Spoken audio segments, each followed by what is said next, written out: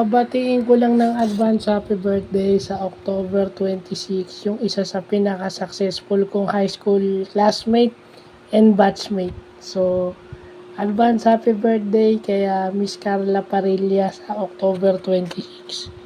So, napadaan lang para bumati. Wishing you all the best and sana mag-succeed pa yung business mo at lahat ng endeavors mo.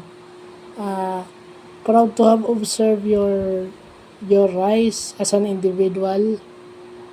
Nakakatuwang makita yung mga achievements mo na pinagpaguran mo. Sana nga lahat, including yung the rest ng batch natin maging tulad mo. So, happy birthday in advance. More birthdays to come. God bless and sana mag-iingat ka tsaka hindi mo sana napapabayaan yung health.